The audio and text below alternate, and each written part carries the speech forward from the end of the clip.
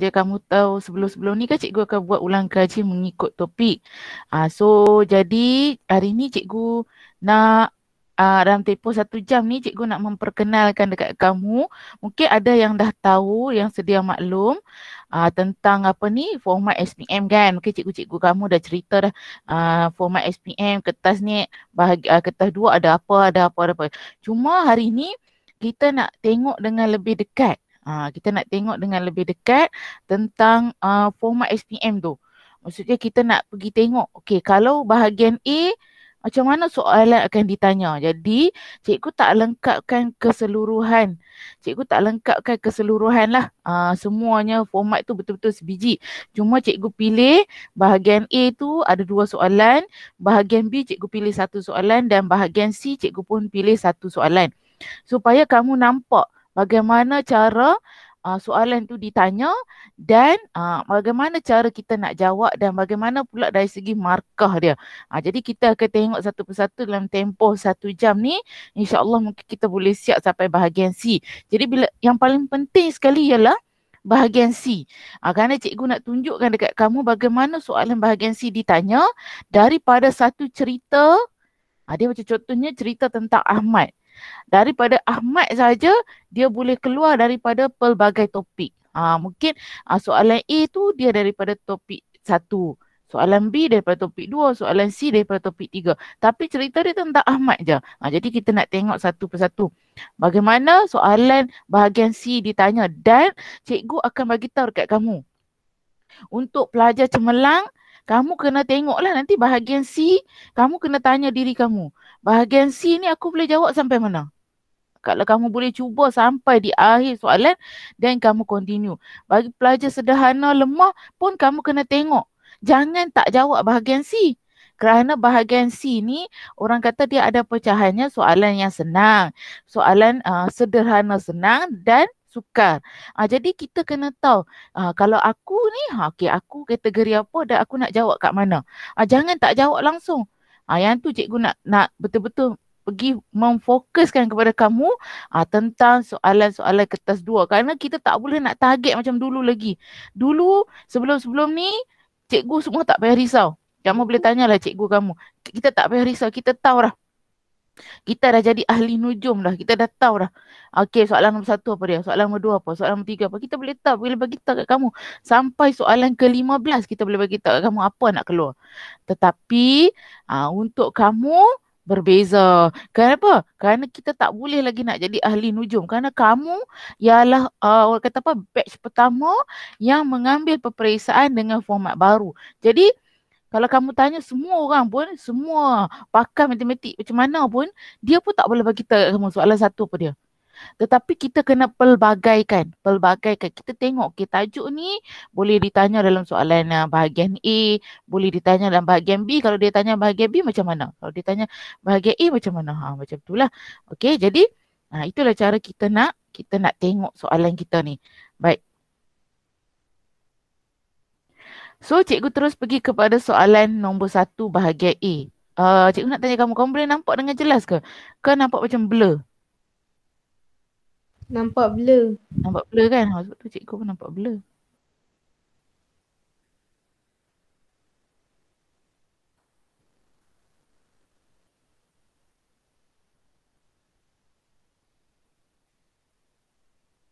Okey, yang ni okey? Sekarang? Okey. Okey dah. Okey, okey nampak. Okey, baik. So sekarang kita pergi tengok pada soalan nombor 1. Cikgu tak ambil semua tau. Cikgu just bagi tahu kat kamu. Untuk bahagian A, okey, kamu tengok bahagian A. Sekarang kita tengah memfokuskan kepada kertas 2. Kertas 1 tak apa. Kertas 1 sama je macam format lama.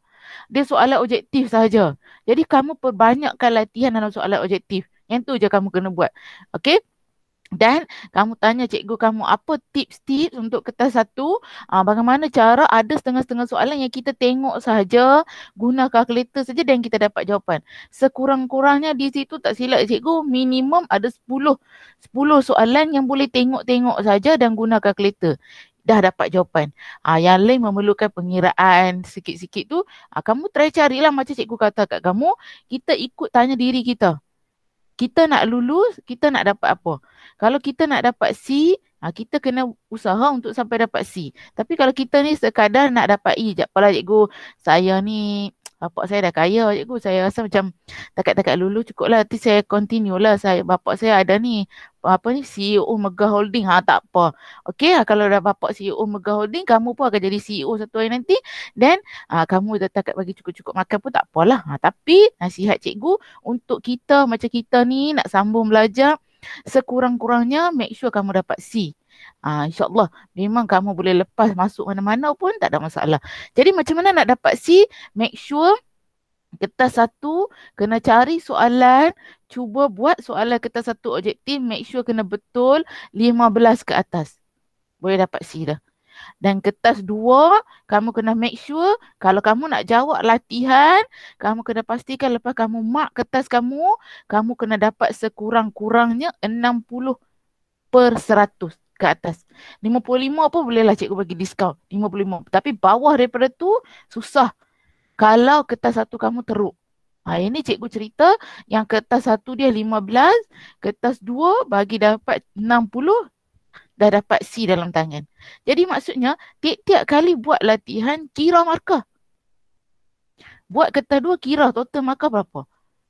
Itu nantilah bila kamu dah siap ulang kaji semua topik, baru kamu masuk kepada latihan mengikut set. Sekarang kalau buat set, kan cikgu tak galakkan buat set. Sekarang kalau buat set, ulang kaji chapter tak habis lagi. Tanya diri kita dah siap ke ulang kaji? Form 4, at least Form 4 dah settle. Yang lain-lain Form 1, Form 2, Form 3 tu boleh tengok sikit-sikit lah. Antara Form 3 yang kita nak bagi perhatian ialah kamu tolong pergi tengok balik soalan pelan dan dongakan tu. Pelan dan dongakan tu boleh tanya dalam kertas 2. Jadi kamu pergi buat ulang kaji tajuk tu, sebab yang tu lukis saja, yang tu tak perlukan pengiraan, itu skill. Lukis. Ini cikgu nak galakkan bagi pelajar-pelajar sederhana lemah, kamu tolong cari soalan-soalan yang skill dulu. Antaranya melukis graf. Kita belajar masa Form 2. Lagi pelan dan dongakan kita belajar masa tingkatan 3. Yang dua ni adalah benda penting yang melibatkan lukisan. Dan masuk Form 5 iaitu penjelmaan. Lepas tu nanti kita ada sukatan serakan data terkumpul. Yang itu pun melibatkan lukis graf. Jadi bagi pelajar sederhana dan lemah, kamu boleh fokuskan kepada bahagian skill dulu. Cari soalan-soalan daripada tajuk yang melukis dulu. And then dah strong, barulah kita tengok soalan-soalan lain pula dari segi pengiraan. At least kurang-kurangnya daripada 4 topik yang cikgu bagi tahu tadi untuk pelajar sederhana lemah ni, 4 topik skill tadi, kalau keluar 2, kamu dah rezeki dah. Kalau kata 9 markah dah 18 markah. Jadi kita nak tengok dah daripada 4 tajuk tadi kan cikgu kata pelan dongakan, graf fungsi, transformasi, dan juga kita ada satu lagi iaitu sukatan serakan. 4 topik ni dia boleh bagi markah yang banyak. Jadi berkemungkinan besar dia boleh duduk di bahagian B dengan bagi memperuntukkan markah yang tinggi iaitu 9 markah. Kalau paling sikit pun berapa cikgu? 5. Kalau tak 8. Antara tu je dia nak duduk. Jadi kita fokus yang tu dulu. Untuk ni cikgu nak cakap ni tips untuk pelajar sederhana lemah. Kamu pergi fokus skill dulu. Sebab dia melukis. Tak perlukah kamu fikir jalan kerja yang banyak, yang complicated. Peninglah cikgu jalan kerja banyak-banyak. Dan kamu pergi skill dulu. Dah mantap skill kamu dan kamu pergi cari lagi tajuk-tajuk yang kamu buat ulang kaji. At least nasihat cikgu, kalau bahagian A ada lebih kurang 11 soalan, kalau setiap 11 soalan kamu boleh kumpul 1 markah, kamu dah dapat 11 markah. Tu kalau minimum 11 markah, baru tulis rumus je. Tulis jalan kerja pertama je, dapat dah 1 markah. Itu tak membuat dah, tak yakin dah. Cari soalan lain, buat lagi, dah dapat 11 markah. Yang skill tadi, 9 dah 18. Jadi tu kalau minimum. Tapi takkanlah kamu nak buat minimum. Takkanlah boleh dapat 1 markah, takkan tak boleh cuba untuk 2 markah. Jadi cuba. Okey? Baik, cikgu tak mau cerita banyak tentang tu. Nanti cikgu kamu mungkin akan buat teknik menjawab laporan seterusnya nanti. Kamu boleh tanya dengan lebih detail lagi. Okey, cumanya sekarang kita nak fokus, kita nak tengok bagaimana soalan bahagian A ditanya. Antaranya ialah tajuk rantau ketaksamaan. Okey, Rantau ketaksamaan. Yang ini kita belajar masa di tingkatan 4. Actually kita dah belajar ni benar ni daripada tingkatan 1 tu cikgu. Ketaksamaan. Iaitu melibatkan simbol-simbol lebih besar, lebih kecil, lebih besar sama dan lebih kecil sama. Okey. Tips cikgu bagi tahu dekat kamu. Kalau kamu jumpa soalan macam ni, kamu akan tengok simbol dulu tau. Okey. Cikgu cerita dulu sebelum kita jawab soalan. Okey, cikgu bagi tips dulu. Ada 4 simbol. Yang ini, dengan ini. Okey. So, kamu tengok ada 4 jenis simbol. Lebih besar, lebih kecil, lebih besar sama dan lebih kecil sama. Okey. Boleh cikgu dapatkan respon kamu. Kalau simbol lebih besar dan lebih kecil, bagaimanakah bentuk garisan dia? Siapa ingat? Garis putus-putus. Bagus. Okey. Jadi di sini kita notes kan, kalau aku jumpa simbol ni, aku kena buat garis putus-putus. Macam mana? Macam ni boleh, macam ni boleh, sengit pun boleh. Okey. Jadi kita kena ingatlah kalau aku jumpa, tak kisah lebih besar ke lebih kecil ke, tak kisah. Asalkan aku jumpa je simbol yang tak ada tanda sama ni. Nampak dia tak ada tanda sama ni, kena make sure aku nak lukis nanti mesti garis putus-putus. Dan kalau aku jumpa garisan lebih besar sama dan lebih kecil sama, simbol apa? Simbol apa pula? Garisan ni macam mana? Solid line. Solid line atau kita panggil garis padu kan? Garis padu. Apa tu garis padu? Garis tak putus lah. Garis tak putus macam mana? Macam ni pun boleh. Macam ni pun boleh.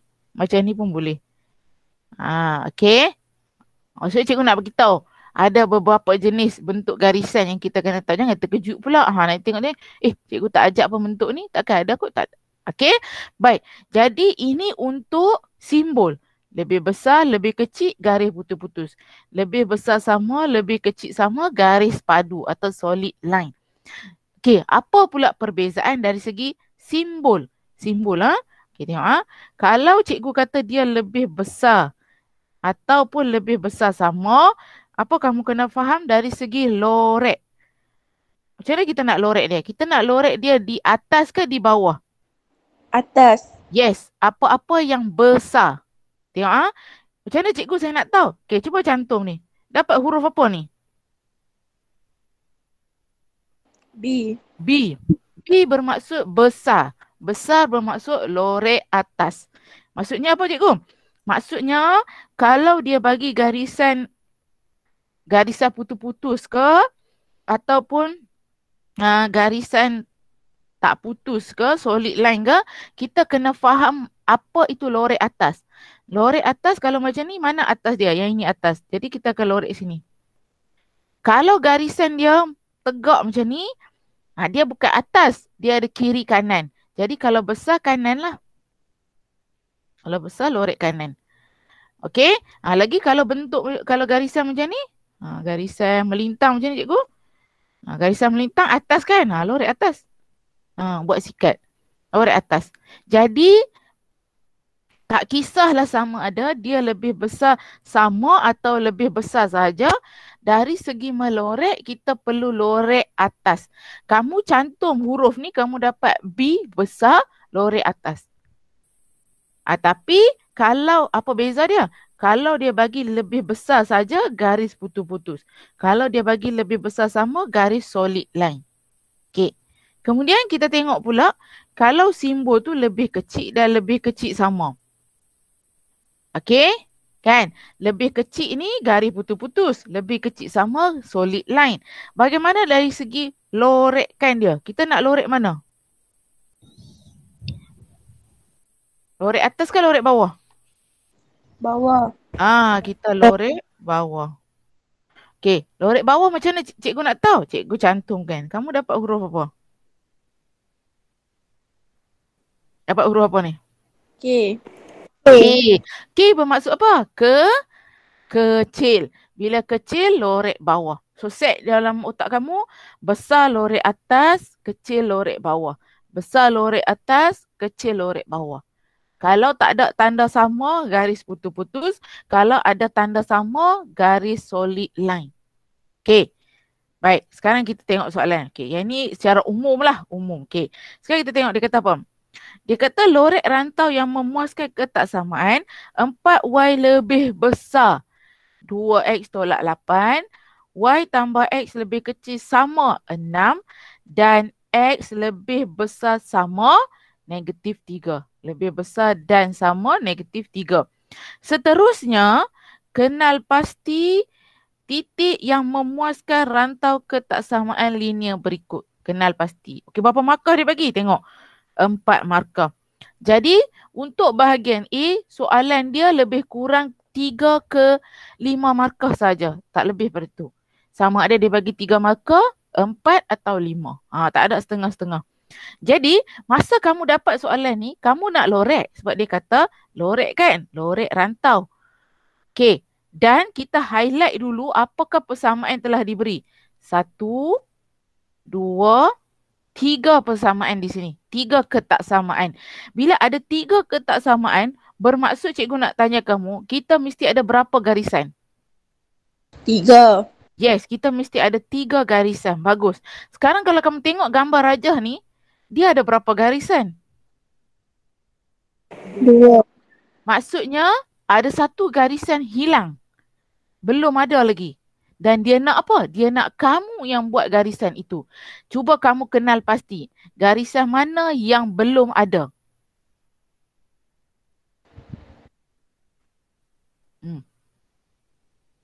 Garisan ni ada tak garisan ni? Ada. Okey, mana dia? Nampak ni. Kenapa dia buat garis putus-putus? Tengok simbol dia. Setuju tak dia buat garis putus-putus? Setuju. Setuju, bagus. Okey. Then kita tick lah. Oh, garisan ni dah ada. Okey, kita tengok yang kedua. Garisan ni dah ada belum? Ada. Ada. Tengok simbol dia. Lebih kecil sama. Betul tak dia buat solid line? Betul. Betul, tanda. Yang dah ada kita tanda dulu. Maksudnya dia dah buat dah untuk kita. Dan kita detect bahawa, garisan ni belum ada lagi. Okey, garisan ni belum ada lagi. X lebih besar sama negatif 3. Baik, masa kamu nak buat garisan, ini lagi satu tip cikgu bagi tahu kat kamu. Kalau garisan tu dia tulis X. Okey, X. Tak kisahlah X tu 3 ke 2 ke negatif 1 ke negatif 3 ke. Apa-apa pun tak kisah. Asalkan dia tulis X. Asalkan dia tulis X, kamu kena ingat garisan kamu mesti tegak. Sama ada solid or garis putus-putus. Sama ada garisan padu atau garisan putus-putus bergantung kepada simbol tu. Bergantung pada simbol. Asalkan kamu tengok depan dia X. Kamu dah tahu dah, okey garisan aku mesti tegak. X maksudnya tegak. Kalau kamu jumpa garisan yang dia tulis Y, tak kisahlah Y sama dengan apa-apa pun tak apa. Y mesti sama dengan satu nombor saja. Nombor. Dia tak boleh ada huruf lain. Nombor je. Contohnya dia akan tulis Y lebih besar sama dengan 3. Nampak tak? Dia tak tulis huruf lain dah. Dia tulis Y 3. Macam ni lah. X contohnya lebih besar sama dengan 3. Atau lebih kecil sama dengan 2. Atau lebih besar sama dengan negatif 1. Atau lebih kecil sama dengan negatif 3. Tak kisah simbol apa pun. Asalkan dia tulis Y sama dengan satu number. Bila kita tengok Y sama dengan satu number, kamu kena ingat dalam otak kamu, garisan aku mesti melintang. Kenapa? Kerana garis yang melintang memotong paksi Y. Itu maksud dia. Garisan tu melintang, macam ni kalau kita buat melintang, dia memotong paksi Y. Nampak? Dia memotong laluan paksi Y. Kenapa cikgu kata garisan X mesti tegak? Tegak kerana dia mesti melalui paksi X. Kenapa? Sebab tu kita panggil tegak. Dan sebab tu dia tulis X. Kalau dia tulis X, garisan itu tegak memotong paksi X. Kalau dia tulis Y, garisan itu melintang memotong paksi Y. Pada nombor berapa? Pada nombor yang dinyatakan dalam soalan. Sebagai contoh, kalau kita tengok dekat sini, dia kata X negatif 3. X negatif 3. Jadi bila kita dapat saja soalan, kita tahu dah, X cikgu kata. Then kamu terus bayangkan, aku kena buat garis tegak dengan garis putus-putus. Okay. Tak elok cikgu buat garisan. Cikgu buat sekali lagi. Garis tegak ataupun garis putus-putus. Okey, maksudnya dah tahu dah. Okey, sebab cikgu kata X mesti garis tegak. Okey, tapi aku ada dua jenis garisan. Garis straight ke garis putus? Garis straight ke garis putus? Cikgu tanya kamu. Kamu nak buat garis padu ke garis putus? Garis padu. Kenapa? Sebab simbol dia lebih besar. Simbol dia tu. Yes, tadi cikgu dah ajak dah. Kalau ada tanda sama, mesti garis padu. Kalau tak ada tanda sama, garis putus-putus. Jadi sebab dia bagi tanda sama di sini, maka kita kena buat garis tegak, garis padu yang tegak pada mana? Pada -3. So kita tengok sebab dia X kan? Dia X -3. Kamu tak perlu risau pun. Kamu tengok X, kamu cari mana -3. Oh, kat sini. Kat sini -3. Kamu ambil pembaris, kamu garis panjang.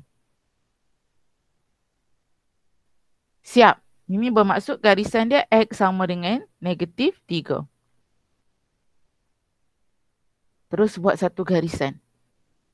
Selesai. Itu cara nak buat garisan. Dengan kamu melukis garisan ni, kamu dah skor 1 markah kat sini. Tak lorek lagi. Tak lorek lagi. Baru kita buat satu garisan. Dah skor 1 markah. Susah ke nak skor 1 markah? Tak susah. Ni tak lorek lagi. Ni cikgu cerita ni daripada pelajar cemerlang sampai pelajar lemah. Buat garisan dulu. 1 markah dah. Macam tadi cikgu katalah, 1 markah kalau 11 soalan, 11 markah. Ni, pelajar lemah, pelajar sederhana, pelajar cemerlang. Takkan tak boleh sambung? Boleh, sambung lagi. Sekarang nak lorek. Nak lorek tengok satu-satu. Okey, sekarang kita tengok garisan ni. 4Y lebih besar 2X tolak 8. Mana garisan dia? Garisan dia ada dekat sini, cikgu highlight. Sini garisan dia. Okey. Tengok garisan tu, tengok simbol. Simbol ni, kalau cikgu cantum ni, huruf apa cikgu dapat? B. B. Kalau besar, lorek atas ke lorek bawah? Atas. Lorek atas. Jadi bila kita lorek atas, jangan buat besar-besar. Buat kecil-kecil dulu. Ambil macam apa? Macam sikat kan. Buat sikit-sikit je dulu. Lorek atas. Buat. Sebab kita tak dapat keseluruhan lagi. Kita nak kena tengok tiga-tiga punya garisan. Kita buat sikat dulu. Kalau tak mau buat sikat kan, kita buat anak panah. Okey, lorek sini, lorek sini. Atas garisan. Atas garisan. Garisan dia sepanjang ni. Jadi sepanjang ni lah kita kena lorek. Atas. Okey? Okey. Selesai untuk satu persamaan. Kita tengok persamaan kedua. Y tambah X lebih kecil sama 6. Mana garisan dia? Cikgu highlight kat sini. Ni garisan dia. Okey.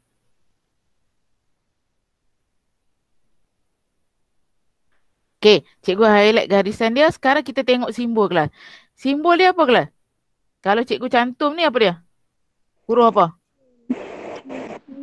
Huruf K. K. Kalau huruf K, dia lebih kecil. Lebih kecil lorek atas ke lorek bawah? Bawah. Lorek bawah. Jadi ambil ni buat sikat. Lorek bawah buat sikat dulu.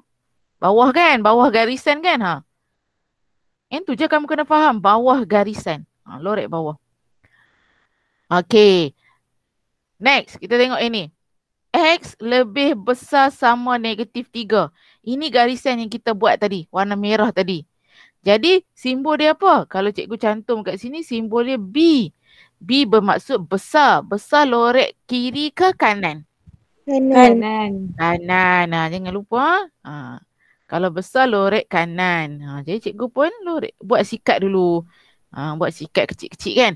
Kemudian cikgu nak tanya kamu. Bila kamu dah tengok kat sini, kamu kena pilih di manakah ketiga-tiga sikat tu berjumpa. Yang tu yang kita nak cari jawapan sebenar. Di manakah ketiga-tiga sikat yang kamu buat tadi berjumpa. Dan cikgu dapati ketiga-tiga sikat tu berjumpa di kawasan ini. Setuju tak setuju? Setuju. Sebab kalau kamu kata sini tak ada sikat. Garisan ni tak lalu sini. Tak ada juga. Lagi cikgu nak kata mana bawah ni. Kalau bawah ni, garisan ni dia sikat dia atas. Jadi kita nak cari di mana ketiga-tiga sikat tu berjumpa. Dan bila kita dah jumpa di mana ketiga-tiga sikat tu berjumpa, kita buat lorekan yang penuh. Ha. Kita buat lorekkan yang penuh. Okey. Dah boleh skor lagi 2 markah. Lorek dah skor lagi 2 markah. Dah 3 dah. Lagi dia kata apa? Dia bagi 4 markah cikgu. Okey, baca soalan seterusnya. Soalan seterusnya kata apa? Kenal pasti titik yang memuaskan rantau ketaksamaan linear berikut. Apa maksud dia? Bermaksudnya, kawasan yang kamu dah lorek tadi, ada tak titik koordinat di dalam dia? Ada ke tak ada? Kawasan yang kamu dah lorek tadi, ada tak titik-titik yang ada di dalam kawasan berlorek tadi? Ada ke tak ada? Ada. Yang mana? Yang mana? 1, 2 dengan 2 negatif 2. Yes. Okay. So buat apa? Tarik keluar jawapan. Tulis kat tepi. Titik 1, 2 dengan 2 negatif 2. Itu maksud soalan ni. Itu maksud soalan ni, kenal pasti titik yang memuaskan rantau ketaksamaan linear itu. Bermaksud, setelah kita dah lorek, kita nak cari dalam kurungan tu, dalam rumah tu, kawasan yang kita lorek tadi, ada tak titik yang tersangkut dekat dalam tu? Kalau dia minta lah. Kalau dia tak minta, tak payah cari untuk dia. Sebab dia dah bagi titik. Jadi kita nak tahu titik manakah yang ada di dalam kawasan itu. Jadi kita dah jumpa titik dia, iaitu 1, 2 dan 2 negatif 2. So kita dapat lagi 1 markah. Sebab tu kita boleh total 4 markah. Okey. Okey, untuk soalan 1 ni. Boleh jawab tak kalau keluar nanti? Kalau. Okey, kita tak tahu kan, kita buat banyak-banyak latihan, kita tak tahu salah satu mesti terkena punya. Boleh faham tak bahagian ni, soalan ni? Kalau dia suruh buat macam ni. Boleh? Okay. Boleh cikgu tengok respon yang lain. Boleh tak kamu komen kat tepi tu? Kamu okey ke tak okey? Boleh ke tak boleh? Boleh. Boleh. Boleh. Boleh. Okey. Okey, baik. Okey, kalau boleh, tak ada masalah. Sekarang kita sambung kepada soalan yang kedua. Soalan yang kedua ni masih lagi duduk di bahagian A. Bahagian A. Berapa markah? 4 lagi, 4 markah. Soalan ni cikgu minta sangat kepada semua murid. Tak kisahlah murid PH ke, murid Padang Polo ke, kamu dengar nasihat cikgu. Soalan ni tolong banyakkan latihan. Kerana memang insya-Allah dia memang boleh keluar. Cumanya kita tak tahu dia nak keluar dekat bahagian cikgu, tapi cikgu rasa dia tak keluar pada bahagian B kot. Dia boleh keluar pada bahagian A. Okey, dia keluar pada bahagian A. Dan dia memang suka ditanya. Dia boleh tanya kertas 1 pun boleh, kertas 2 pun boleh. Kenapa cikgu nak sangat kita jawab soalan ni? Ada antara beberapa soalan yang kita boleh buat. Okey, kalau macam kita nak buat, orang kata nak buat apa? Kesimpulan secara induksi dan deduksi tu, yang itu tak apa, itu nanti kita tengok lain. Yang tu kamu boleh tanya cikgu kamu. Yang mana yang bahagian-bahagian cikgu letak dalam soalan hari ni ialah bahagian-bahagian yang semua murid boleh jawab. Jadi kamu kena faham konsep dia saja. Antaranya ialah kalau cikgu tengok dekat sini, pernyataan di bawah menunjukkan songsangan bagi suatu implikasi. Nyatakan, macam ni ya, ini senang ya. Nyatakan entijadian dan akibat bagi implikasi itu. Okey, nyatakan entijadian dan akibat bagi implikasi itu. Dia bagi ini implikasi. Kamu kena ingat tu benda je. Implikasi mesti dimulakan dengan jika dan disudahi dengan maka. Jadi, apa-apa ayat yang selepas jika, apa-apa ayat selepas jika, dia akan jadi entijadian. Okey, cikgu tulis A lah. Dia akan jadi entijadian. Dua-dua A kan? Okey, entijadian. Apa-apa ayat selepas maka. Apa-apa ayat selepas maka, dia akan jadi akibat. So, dia akan jadi akibat. Jadi kerja kamu ialah nak skor 2 markah kat sini, keluarkan je lah. Entijadian ialah set P, kamu mesti tulis dengan betul tidak sama dengan Q. Akibat NP tidak sama dengan kosong. Itu je kerja kamu keluarkan. So kamu dah setiap ayat ni kamu kena boleh skor dah 1 markah setiap ayat. Tapi dengan syarat apa tahu? Untuk soalan macam ni syarat dia ialah kita tak boleh salah ejaan. Kita kena buat betul-betul. Tak boleh ada satu pun select. Kalau satu select kadang-kadang dia tak terima. Soalan macam ni senang dapat markah dan senang hilang markah. Hilang macam mana?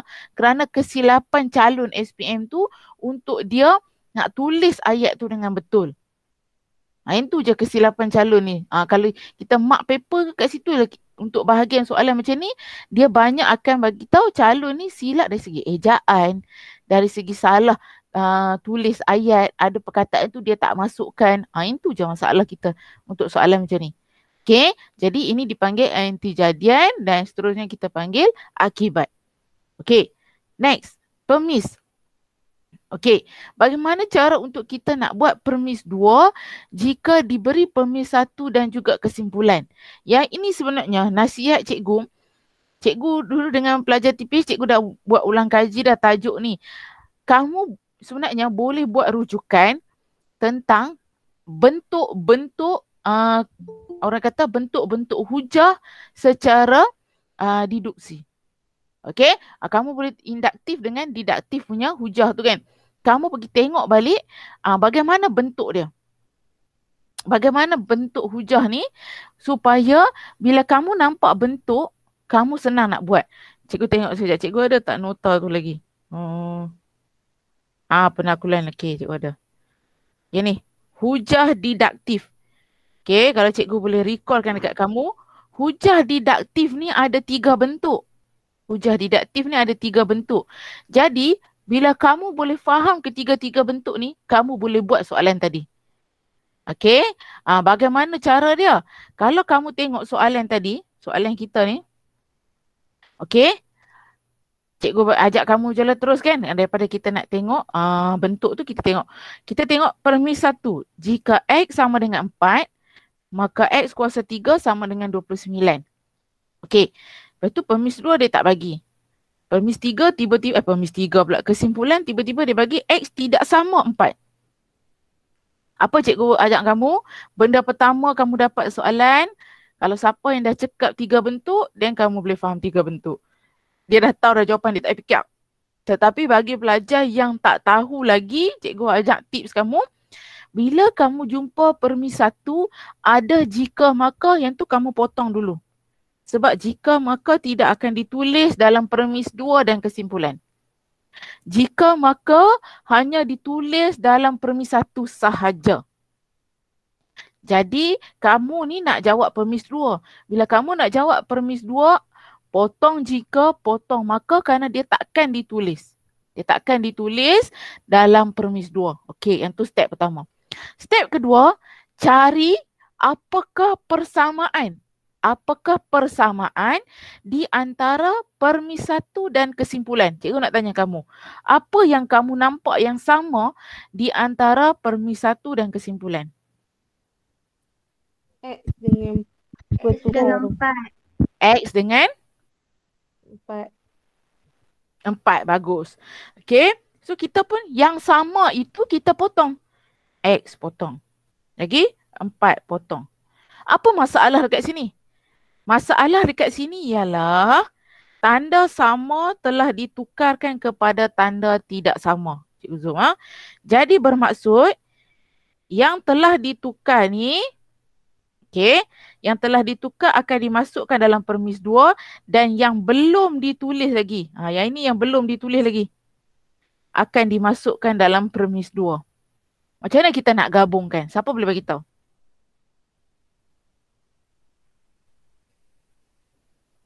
Macam mana?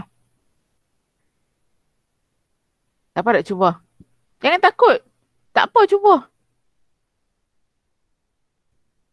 Yang kita dah sama tu kita dah potong. Okay, yang sama kita dah potong. Sekarang ni tanda sama ni tak boleh guna lagi dah.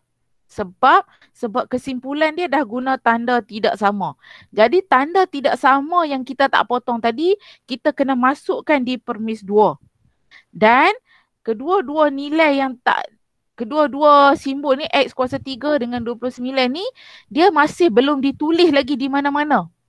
Dia belum ditulis di permis 2 dan belum ditulis di kesimpulan. Jadi dia akan ditulis di permis 2. So sebab tu cikgu bawa turun dia. Jadi macam mana cikgu nak cantumkan ini dengan ini? Apa nak X cuba? kuasa 3 tidak sama dengan 29. Bagus. Okey, bagus. Bagus. Itu je cara dia. InsyaAllah kamu memang boleh buat. X kuasa 3 tidak sama dengan 29. Very good. Yang tu je kita buat. Ya, yang tu je kita buat. Berapa markah ni cikgu? 1 markah. Okey. So apa step cikgu tadi? Step cikgu tadi, cikgu kata kalau permis 1 jumpa jika maka potong. First step. Second step, apakah nilai, tanda atau simbol apa-apa je lah yang sama di antara permis 1 dan kesimpulan, potong. Kalau dia ada buat perubahan, contohnya macam tadi kamu tengok, oh yang ini sama, yang ini sama, tiba-tiba kesimpulan tak sama. Bermaksud di permis 2 itu kita mesti bubuh tidak sama. Kerana dia belum ditulis lagi. Dia belum ditulis lagi. Jadi kita pun masuk tanda tidak sama ni ke sini. Okey, dan apa yang belum ditulis, yang ini pun dimasukkan dan kamu cuba fikirkan sekejap macam mana aku nak cantum tiga-tiga tu. Tengok, kamu boleh fikir logik. Logik macam mana? Contohnya, takkanlah kamu nak tulis macam ni. X kuasa 3, 29 tidak sama. Takkanlah selama kamu belajar matematik daripada darjah 1 sampai dah tingkatan 5, takkanlah kamu pernah jumpa orang tulis macam ni. Tak pernah. Jadi maksudnya ni fikir logik. Sebab tu tajuk ni penaakulan logik. So kita berfikiran logik. Macam mana cara kita nak tulis dengan betul? Jadi cara kita nak tulis dengan betul, cuba kamu tengok. Oh, kalau aku tulis macam ni logik ke? Tak logik. Tak munasabah lah aku tulis macam ni. Merapu lah. Mana ada orang pernah tulis macam ni? X kuasa 3, 29 tidak sama. Allah, salah. Jadi macam kamu kata tadi, so maksudnya kita akan tulis dia macam mana? Kita akan tulis dia X kuasa 3 tidak sama dengan 29. Dapat dah 1 markah. Okey? Selesai kat situ. Jadi kalau siapa yang nak faham bentuk, dia ni duduk dalam bentuk 3. Tapi itu kamu boleh tengok lah. Okey, cikgu nak suruh kamu, nanti kamu dah, kalau kamu ada print soalan, cikgu nak suruh kamu betulkan soalan ni. Yang ni dia punya ayat ni salah. Dia punya soalan sebenarnya, jika X lebih besar daripada negatif 5, maka X lebih besar daripada negatif 8. Okey. Okey. Baik, kamu tengok satu lagi. Apa dia kata kat sini? Yang ini pun antara benda-benda penting untuk pelajar-pelajar lemah sederhana. Pelajar cemerlang cikgu ajak ni, insyaAllah kamu memang boleh jawab. Cikgu fokus pada pelajar sederhana lemah kerana kamu boleh jawab soalan macam ni. Okey. Baik, kalau dia suruh tulis akas. Kamu dengar nasihat cikgu. Akas bermaksud, siapa ingat akas tu apa? Apa nak cuba?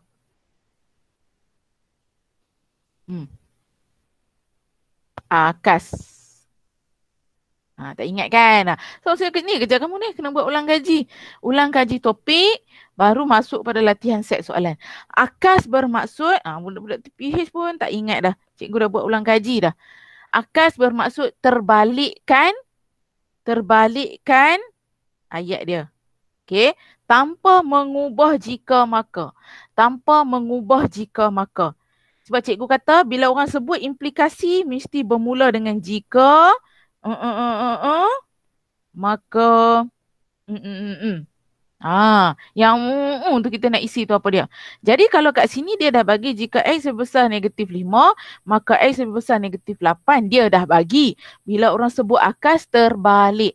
Terbalik bermaksud ni duduk di belakang, ni duduk di depan. Jadi macam mana nak tulis? Jika X lebih besar daripada negatif 8, maka X lebih besar daripada negatif 5. Dah dapat 1 markah. Itu maksud akas. Akas jangan ubah jika maka. Jika maka dia ubah bila kita cakap tentang implikasi. Sebab bila kita cakap tentang implikasi, mesti dimulakan dengan jika, disudahi dengan maka. Jadi apa yang nak kena berubah? Apa point tu sebenarnya. Ayat itu yang kita nak ubah. Bukan nak ubah terbalik jika maka. Cikgu pernah cerita, cikgu nak cerita kamu satu benda. Dulu masa cikgu mak kata SPM, bila cikgu ajak student cikgu, dulu, cikgu kata akas tu terbalik. Kamu tahu tak dia buat macam mana? Dia buat macam ni. Maka X lebih besar negatif 8 jika X lebih besar negatif 5. Cikgu kata, kenapa kamu terbalikkan semua sekali? Dah cikgu kata terbalik kan? Astaghfirullahalazim. Cikgu kata mula dengan jika, akhir dengan maka. Yang terbalik kan ialah point itu. Ayat itu saja. Jangan kacau jika maka. Sebab bila kita cakap tentang implikasi, dia mesti dimulakan dengan jika, disudahi dengan maka. Cuma apa yang kita nak isi di sini yang kita kena terbalikkan. Itu maksud akas. Tak kisah soalan tu macam mana pun dia bagi, itu yang dimaksudkan dengan akas. Dan nasihat cikgu, pelajar-pelajar TPH, cikgu dah bagi kat kamu nota ringkas.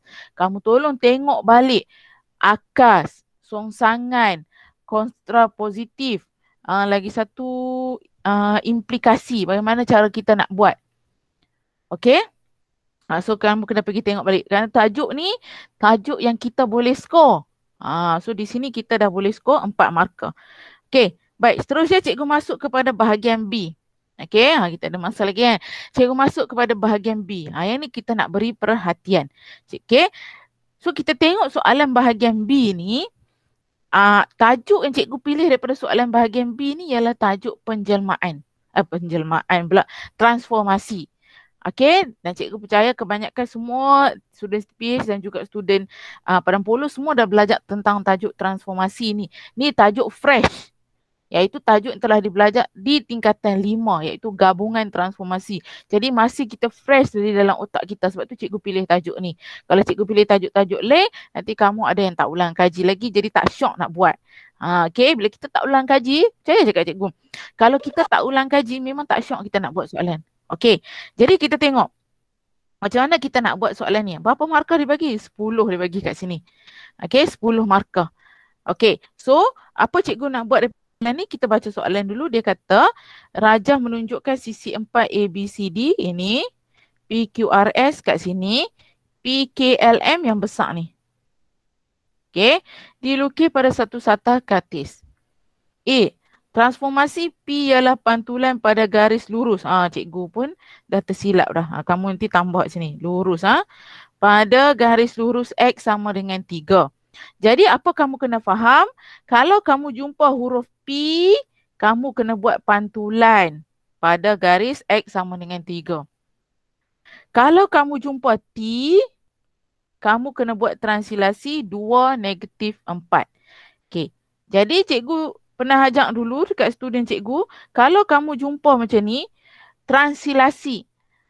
Okay, cikgu pergi pantulan dulu. Pantulan ialah, kalau kita nak bayangkan, pantulan tu macam aku tengok cermin, macam aku tengok phone kamera depan. Okay, itu pantulan. Jadi kalau aku tengok cermin, maksudnya aku mesti ada cermin. Cermin aku siapa? X sama dengan 3. Ingat tadi cikgu ajak? Kalau apa-apa mula dengan X, garisan dia tegak. Yang ini tak payah putus-putus, tak payah tahu putus ke tak payah. Dia memang dah solid line. Asalkan X sama dengan 3. Garis tegak, potong pada X nombor 3. Ini cermin kita. Kita buat lakaran dulu tau. Kita catat notes dulu. Okey, aku kena buat pantulan. Pantulan maksudnya aku kena buat cermin. Cermin aku X sama dengan 3. Oh, mesti tegak. Noteskan dulu. Kemudian tengok pula, T. T suruh buat transilasi. Transilasi bermaksud aku kena buat 2 negatif 4. 2 negatif 4 maksudnya 2 ke kanan, negatif 4 ke bawah. Nampak cikgu akan buat siap-siap anak panah. Sebab apa? Sebab nanti masa cikgu nak buat, cikgu akan mungkin terlupa. Apa aku kena buat tadi ya? Kanan ke kiri, atas ke bawah? Apa-apa nombor yang ada di atas, dia hanya akan gerak kanan dengan kiri je. Kalau dia negatif, dia gerak kiri. Kalau dia positif, dia gerak kanan. Apa-apa nombor yang ada di bawah, dia akan bergerak atas dan bawah. Kalau dia positif, dia gerak atas. Kalau dia negatif, dia gerak bawah. Okey, dah. Kemudian dia kata apa? Tentukan koordinat bagi imej. Tentukan koordinat. Maksudnya kita kena baca titik koordinat bagi imej D. Maksudnya ni kita lah. D ni aku. Di mana? di bawah gabungan transformasi PT dan TP. Baik, dalam transformasi kalau dia bagi PT bermaksud kita kena buat T dulu baru buat P. Itu transformasi. Kita mesti mula dari belakang baru buat yang depan. Sambungan dia buat di depan. Okey, macam mana cikgu nak buat T? Kamu tengok huruf T. Tapi kamu kena tahu dulu kat mana D ni. D ni ada kat sini. Bila kamu dah tahu, kamu buat titik ke dia. Kamu buat titik sikit. Buat titik. Sekarang kita kena gerakkan titik D tu. Kita kena gerakkan titik D tu. Kemudian cikgu buat dulu cermin, siap. Cermin ialah X sama dengan 3. Okey, cikgu pun buat mana X sama dengan 3. Cikgu cari. X, ini X, nombor 3 kat sini. Dan cikgu ambil pembaris, cikgu garis panjang tu. Senang, garis panjang terus. Okey, garis panjang tu. So cikgu dah buat dah. Ini cermin. Sebab kita faham pantulan macam tengok cermin kan. Okey, kita dah buat benda tu siap-siap dan baru kita start buat. Dia kata buat T dulu. T apa tadi? Tengok T.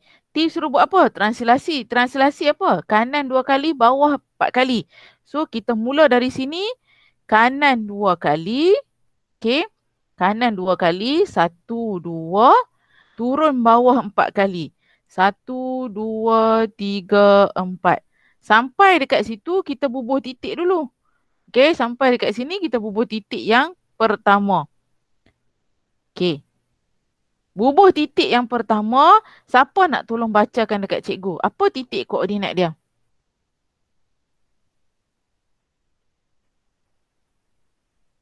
Tak nampak. Okey, siapa tolong baca? Apa titik koordinat dia?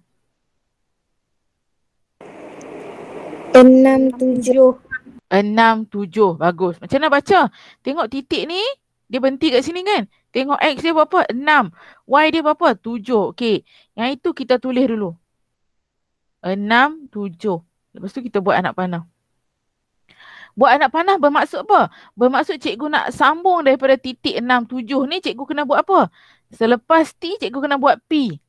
Selepas T, tadi cikgu buat T. Sekarang cikgu nak buat P. Selepas T, cikgu dah dapat jawapan. Cikgu nak buat P. P suruh buat apa? P suruh buat pantulan. So, kalau kita ada di sini, kita tengok cermin.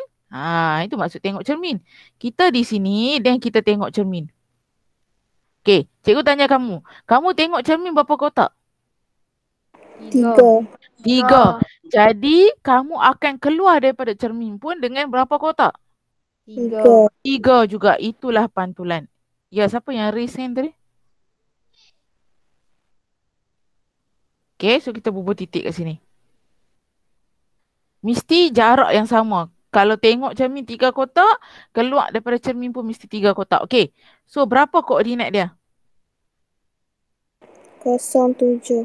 07. Bagus. So sambungan daripada sini, titik dia ialah 07. Tolong tulis kedua-dua jawapan. Kenapa? Setiap satu jawapan kamu ni ada markah dia. 2 markah. Kamu tak mau ke tulis koordinat je 2 markah? Saya tu cikgu tak ada pengiraan ke? Tak ada. Tak ada pengiraan. Nampak cikgu bagi ke kamu soalan macam mana? Soalan yang tak ada pengiraan. Faham konsep, guna skill pemahaman kita, buat dan dapat jawapan, dah skor 2 markah. Siapa tak mau 10 markah dengan tengok-tengok saja? Cikgu tunjuk kamu apa bukti tengok-tengok saja. Okey, tak ada pengiraan. Baik, seterusnya. Kalau kamu dah siap soalan A, dah settle soalan 1 ni, kita nak buat soalan yang kedua. Soalan yang kedua dia bagi apa pula? PT. Kalau PT pula. Soalan kedua dia bagi TP. Kalau dia bagi TP, cikgu nak buat mana dulu? P. Yes, kita mesti buat daripada belakang. Kamu catatlah tau. Tiap kali kamu buat soalan tu, kamu catat. Oh, aku kena buat P dulu, then baru buat T. P suruh buat apa P? P suruh buat apa? Kalau nampak huruf P suruh buat apa? Pantulan. Pantulan, cermin. T suruh buat apa? Translasi. Buat dari mana? Buat patah balik dari D yang asal tadi. Patah balik. Jadi yang lain-lain apa dia nak buat? Dia padam lah. Tak mau confuse kan padam. Takut sekali kita terconfuse kan. Kita guna. Okay. Sekarang kita balik-balik kepada asal rumah kita. Iaitu D. So sekarang dia kata arahan dia buat P dulu woi. Dia kata. Woi, hang tengok cermin dulu. Okey, aku pun tengoklah cermin. Dia kata macam tu. Woi, hang tengok cermin dulu. Okey, aku pun tengok cermin.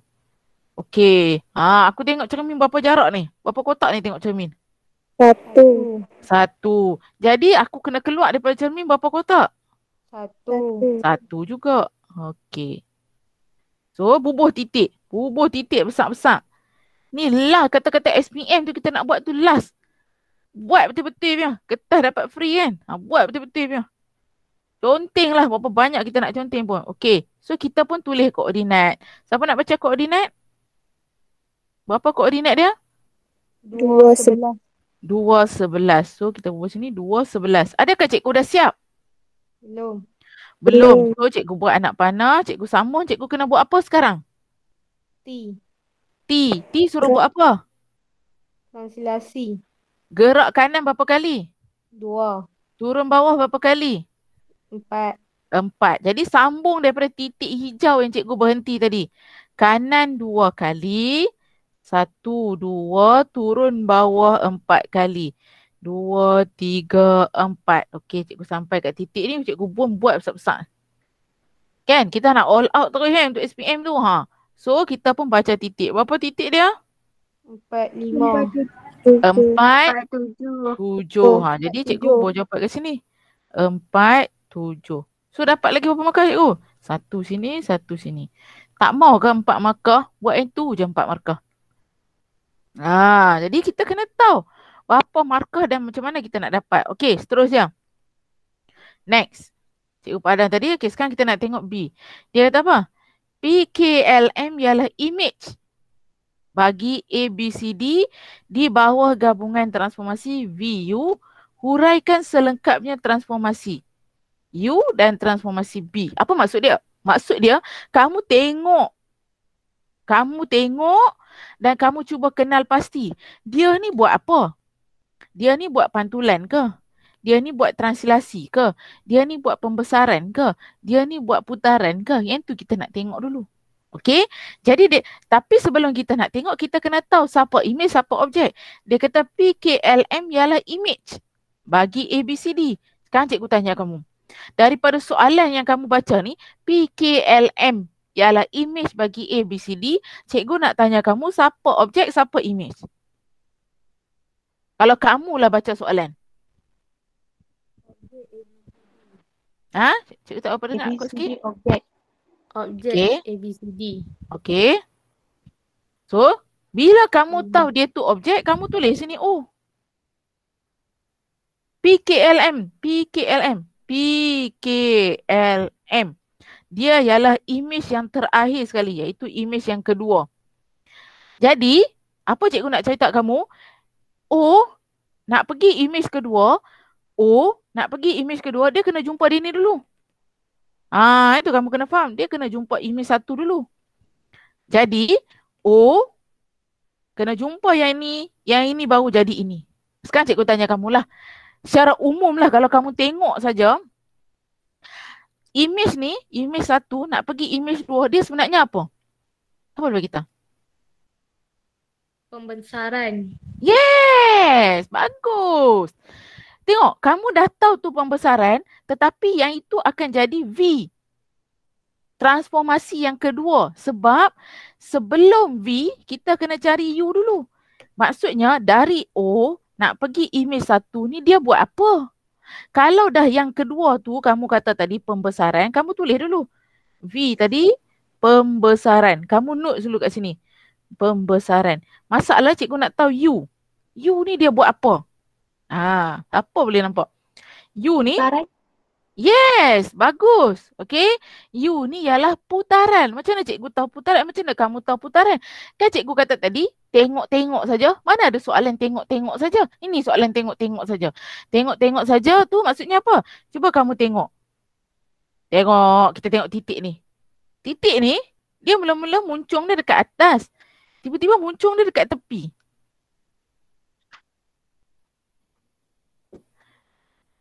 Okey, dia mula-mula macam ni. Betul dia macam ni. Okey, mula-mula muncul dia kat atas ni. Lepas tu kat sini. So dia buat apa? Dia dah buat putaran. Perlu tak kita perlu ada pengiraan apa-apa? Tak perlu. Kita tak perlu ada pengiraan apa-apa. Kita just tengok-tengok je. Macam mana kita nak tengok, kamu sendiri boleh nampak. So kamu katalah kamu tahu yang tu putaran saja, dan kamu tulislah. Kamu tulis saja putaran. So kamu dah tahu kan? Kamu tulis je putaran. Okey? Bagi pelajar yang lemah, kamu tengok tu, kamu tahu itu putaran, cikgu minta sangat dekat kamu, tulis juga putaran. Ayat lain kalau kamu tak tahu, tak apa dah, kamu dah skor 1 markah dah. Dengan kamu tulis putaran saja. Tapi hari ni cikgu ajar kamu bagaimana kamu nak lengkapkan ayat putaran. Okey? Cikgu bagi skema jawapan kat kamu. Skema jawapan bermaksud kalau transilasi, macam mana ayat kamu kena buat? Transilasi pada X, Y. Ini ayat dia. X, Y ni bergantunglah. Kamu tengoklah dia gerak kiri ke kanan. Yang Y ni kamu tengoklah dia gerak atas ke bawah. Yang ni kanan ataupun kiri. Yang ini atas ataupun bawah. Ini untuk ayat transilasi. Yang kedua ayat untuk pantulan. Okey. Pantulan macam mana? Pantulan pada garis, cikgu dotkan kat sini. Garisan ni kamu kena carilah paksi pantulan. Cikgu bagi template ayat, kamu nanti pergi buat tajuk ni, kamu tengok. Dan kamu tengok garis apa. Macam tadi, tengok ayat pantulan, dia buat macam mana? Pantulan pada garis lurus X sama dengan 3. Yang ni kerja kamu ni. Yang cikgu kosongkan ini ialah yang kamu kena isi. Bergantung kepada paksi pantulan kamu tu kat mana. Okey. Kalau ayat putaran. Putaran ni ada beberapa jenis. Ada 90, ada 180. Okey. Kamu kena pilih. Yang cikgu highlight ni kamu kena pilih lah. Bergantung kepada gambar rajah kamu. 90 ke 180. Kamu tengok. Okey, sekejap lagi kita try buat. Tadi kamu dah kata putaran kan? Sekejap lagi kita tengok. Okey, putaran. Pilihlah 90 ke 180. Kemudian dia ada sambungan dia lagi. Okey, apa dia sambungan dia? Kalau dia 90, kamu kena cari pula. Ikut arah jam ataupun lawan arah jam. Ini pun kamu kena pilih. Maksudnya yang mana cikgu highlight ni yang kamu kena pilih lah. Ikut arah jam ke lawan jam. Khas untuk 90 sahaja. 180 tak payah arah. Sebab 180 sama je.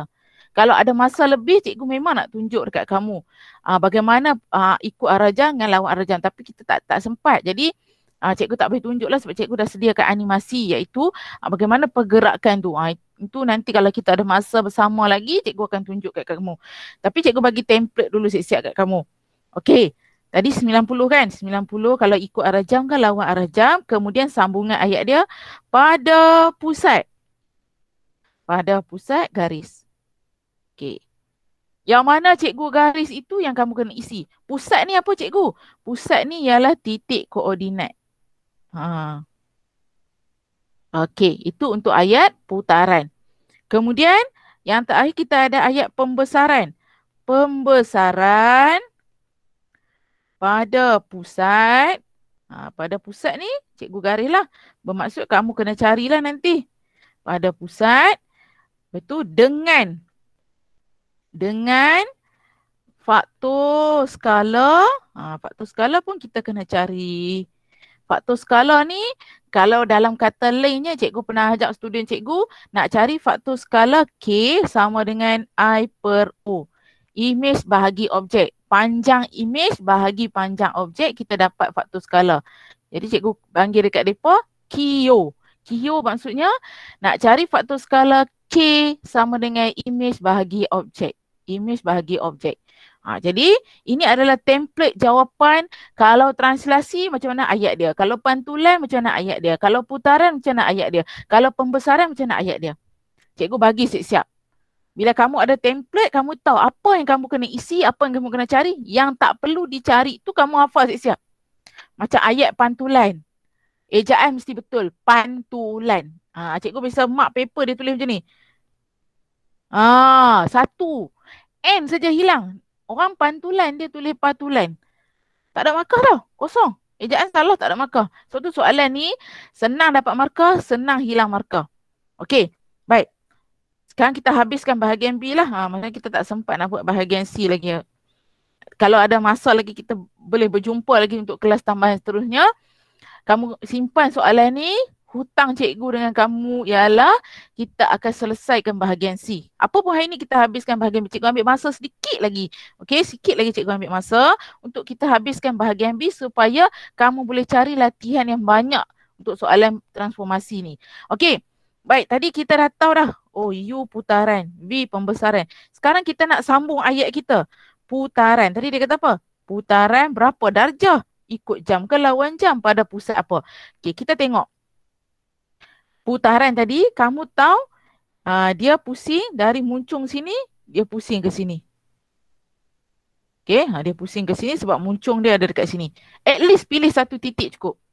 Kamu boleh tengok dah. Okey, cuma sekarang cikgu nak tahu dia berapa darjah. Siapa boleh bagi tahu kat cikgu? Dia berapa darjah? 90 ke 180? 90. Yes, sebab dia pusing sekali je kan. Mula-mula titik dia macam ni. Dia tegak macam ni. Tiba-tiba dia melintang macam ni. Dia 90. Kalau 180 macam mana cikgu? Macam ni. 90. Pusing lagi sekali. Baru 180.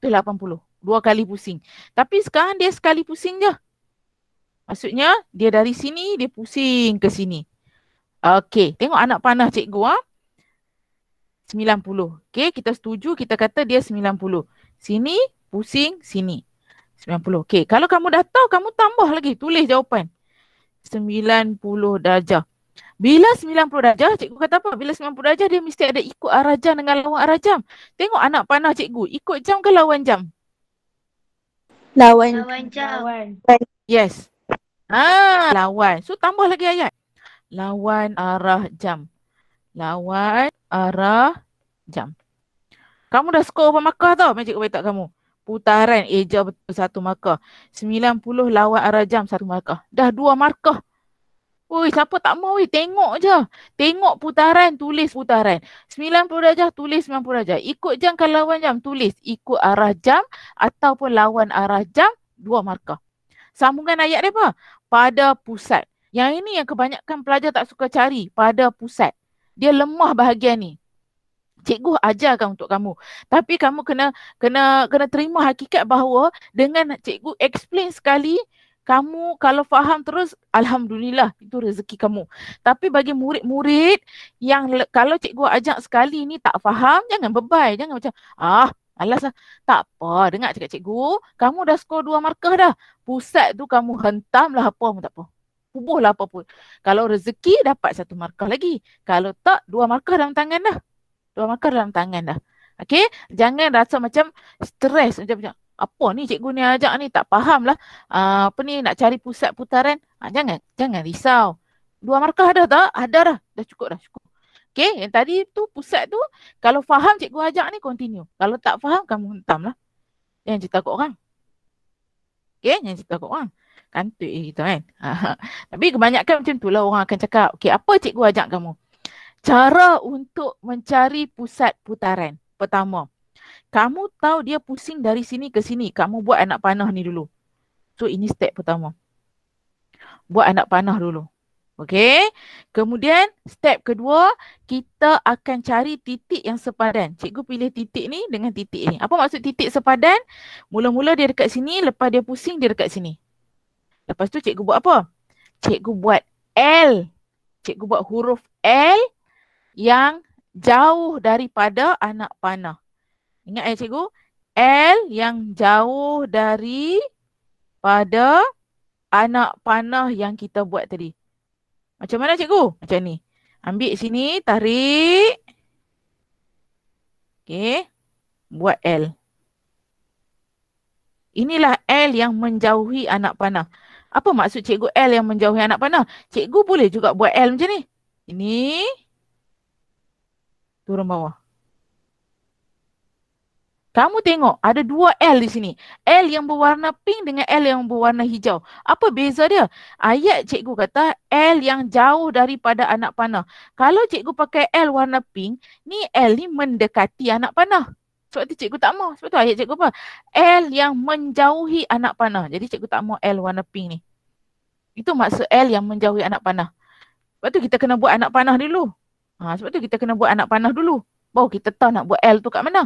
Lepas kita dah buat L, kita totalkan. Totalkan keseluruhan L ni berapa. Cuba kirakan dekat cikgu. Cikgu ambil masa sikit je. Okay, sikit lagi kita nak habis. Cuba kira total L ni berapa? 1, 2, 3, 4, 5, 6, 7, 8, 9, 10, 11, 12. Total L di situ ialah 12. So apa cikgu buat? 12 tu cikgu bahagi 2. Bahagi tengah-tengah, half. Bahagi 2 cikgu dapat 6. So apa cikgu buat? Cikgu tengok 6 ni, cikgu patah balik 6. Cikgu patah balik 6 kotak. So 1, 2, 3, 4, 5, 6. Cikgu berhenti di sini. Okey, cikgu berhenti di sini. Cikgu patah balik 6 kotak, cikgu berhenti. Tapi ini belum pusat lagi. Ini belum pusat lagi. Kenapa? Cikgu kena ukur pula dari tempat cikgu berhenti sampai bucu L. Cikgu bubuh titik kat tempat cikgu berhenti tadi. Lepas cikgu patah balik tadi, cikgu berhenti kat titik tu. Cikgu berhenti dan cikgu kira dari titik cikgu berhenti tu sampai bucu L berapa kotak? Berapa kotak dari bucu L sampai cikgu berhenti tadi? 4. Jadi apa cikgu buat? Step yang terakhir ialah cikgu keluar sebanyak berapa kotak yang cikgu dapat tadi. Cikgu dapat sini 4 kotak kan? So cikgu kena keluar sini 4 kotak. So bila cikgu keluar sini 4 kotak, sini adalah bucu dia. Sini adalah pusat dia. Yang tu je step dia. Memang nampak macam susah kan? Tapi saya cakap cikgu, step yang susah ni sebenarnya kalau kita banyak kali praktis, dia akan jadi senang. Apa step dia? Pertama, buat anak panah. Step pertama, buat anak panah. Yang kedua, cari titik sepadan. Yang ketiga, buat L yang menjauhi anak panah. Yang keempat, totalkan L bahagi 2, patah balik sebanyak yang kita bahagi. Patah balik sampai tempat yang kita berhenti tadi, kira dia dengan bucu L berapa kotak. Kemudian keluar daripada L itu sebanyak berapa kotak yang kita kira dekat sini. Kalau katakan lepas kamu patah balik, kamu sampai dekat bucu ni. Tak payah keluar dah. Kalau kamu patah balik, kamu sampai di bucu ni, automatik yang ni jadi pusat dia. Tapi kalau kamu patah balik, kamu tak sampai di bucu. Maksudnya kamu kena kira lah.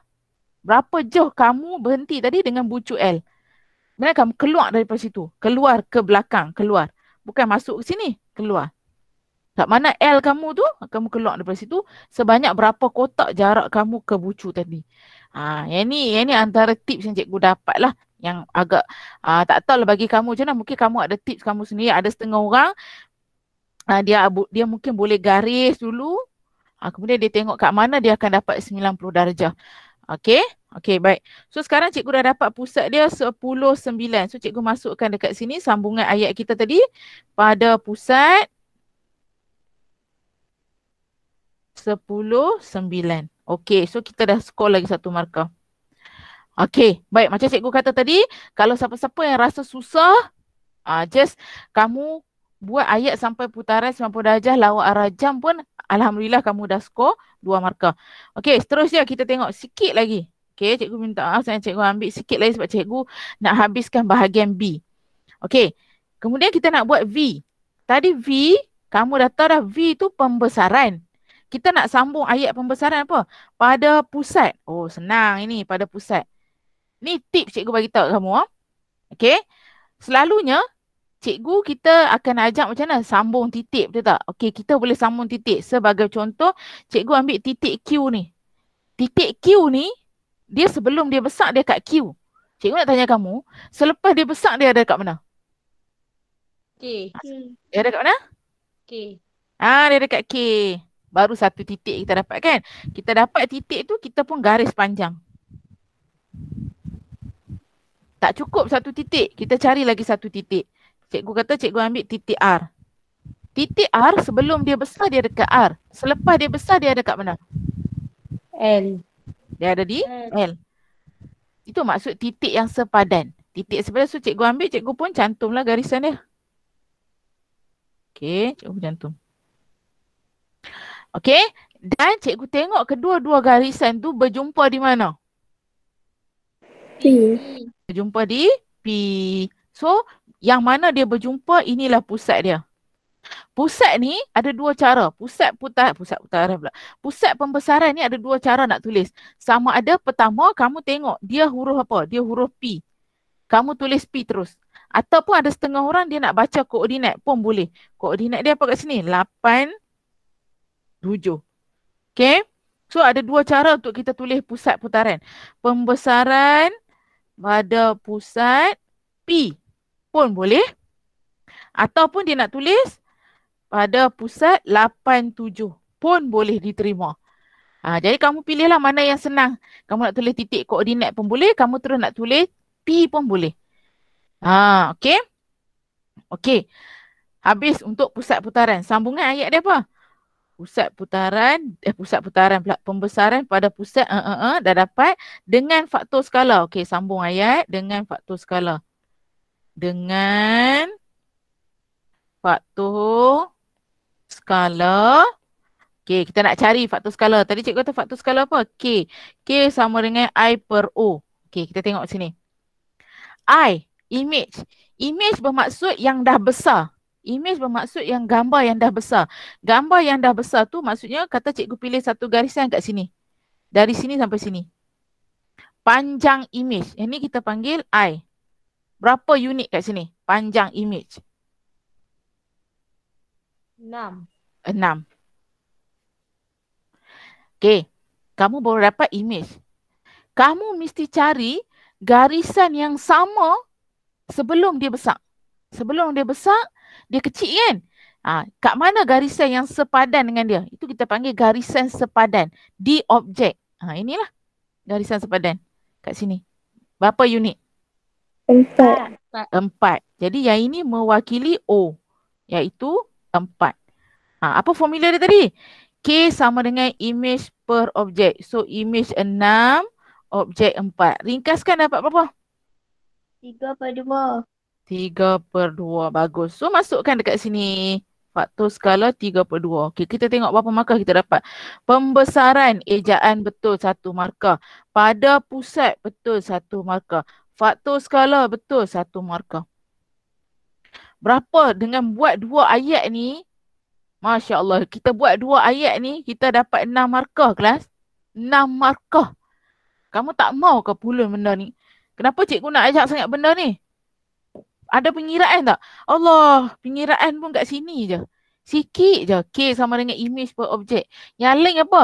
Yang lain faham konsep, tahu template jawapan nak isi macam mana, tengok, dapatkan jawapan. Mana ada soalan yang tak ada pengiraan dia. Di sinilah gabungan transformasi di mana tak banyak pengiraan. Memang boleh dikatakan tak banyak. Tak ada pengiraan. Tapi tengok-tengok saja boleh skor 10 markah. 6 markah di sini. 4 markah di sini. Skor 10 markah.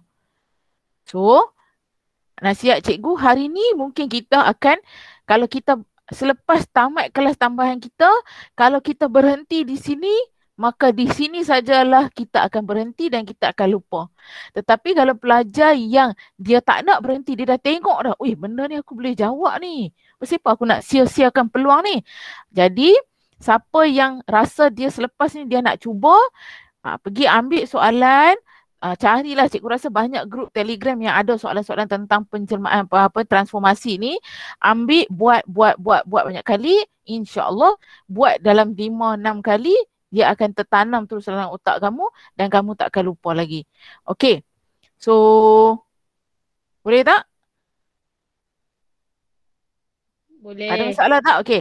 Cuma hari ni kita tak sempat bincanglah bahagian C. InsyaAllah kalau kata kita berkesempatan lagi untuk kita jumpa pada kelas yang seterusnya untuk kelas tambahan, kamu tolong ingatkan cikgu untuk kita buat apa orang kata?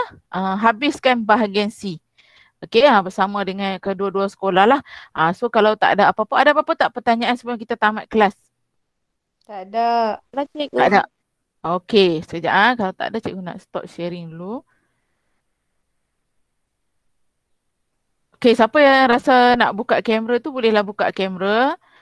Untuk cikgu nak ambil gambar sikit je. Okey. sebagai orang kata apa? Kenang-kenangan. Ha, kenang-kenangan. Okey. Okey, ready ah? 1, 2, 3. Okey, linggis sini okey ke?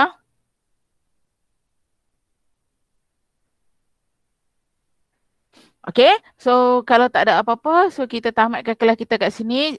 Cikgu minta maaf sebab ambil masa 20 minit lebih. Okey, so kalau tak ada apa, itu sajalah untuk hari ini. Terima kasih.